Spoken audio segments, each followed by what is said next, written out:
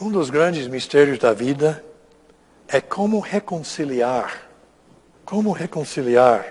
o livre arbítrio do homem da soberania absoluta do Criador. A Bíblia diz em Gênesis 2, em capítulo 3, Deus nos criou livres.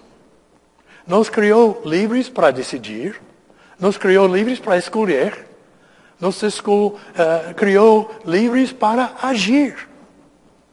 Mas ao mesmo tempo, a Bíblia afirma, o nosso Deus é soberano absoluto sobre toda a sua criação. Por exemplo, em Salmos 139, versículo 16, afirma, todos os meus dias foram escritos no seu livro, Senhor, antes de que existisse qualquer um deles.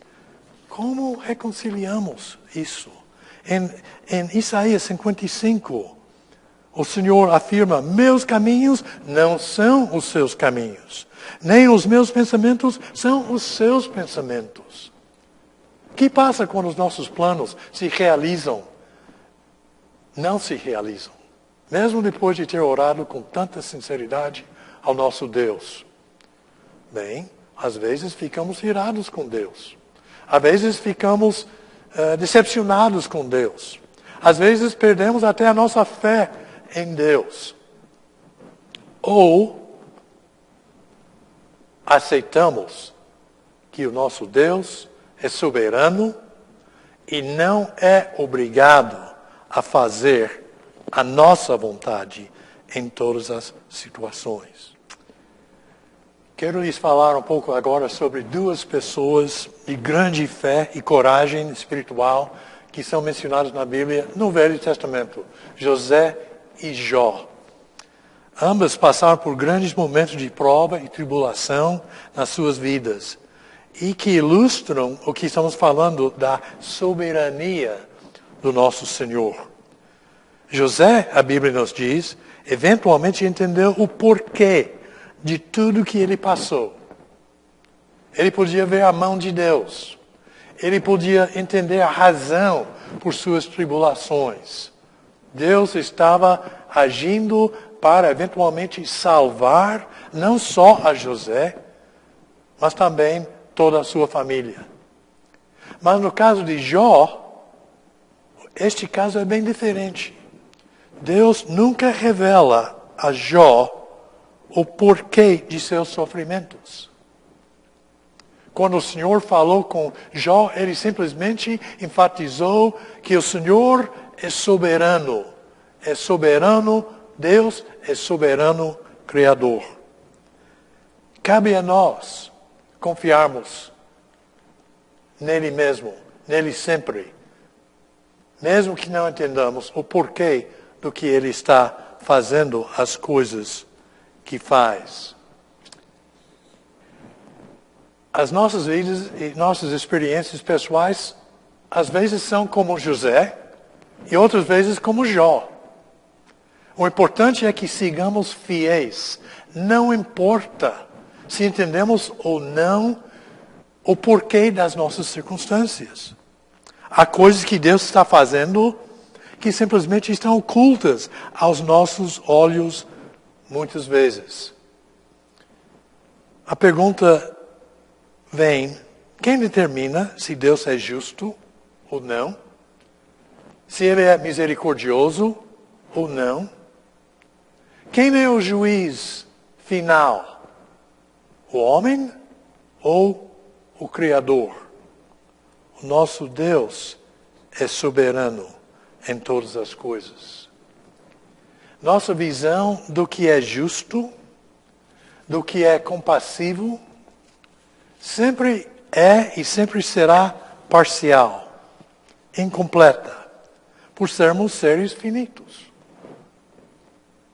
Somente o Criador infinito tem uma visão completa, perfeita das nossas circunstâncias. É normal querer entender o porquê das coisas que nos ocorrem. Mas Deus quer que confiemos nele, mesmo quando não entendemos o porquê das coisas que estão nos acontecendo. Vamos pensar sobre duas pessoas no Novo Testamento esta vez, com o mesmo nome, duas pessoas chamadas Lázaro. Um era rico e outro muito pobre. Um gozava de saúde boa, outro coberto de chagas. Um foi respeitado na sociedade, outro foi carregado nos braços ao portão de um rico e deixado lá todos os dias para mendigar. Ambos são mencionados por nome nas Escrituras, que é um ponto interessante, porque muitas vezes somente as pessoas que têm um papel importante no plano de Deus são mencionadas geralmente por nome. Neste caso, Lázaro. Uma deles tinha comida suficiente e até de sobra. Podia oferecer jantares na sua casa. E o outro se alimentava de migalhas que caíam na mesa do rico. Finalmente, a Bíblia diz, ambos morreram, que é o destino de todo ser humano. Ambos eram pessoas de fé.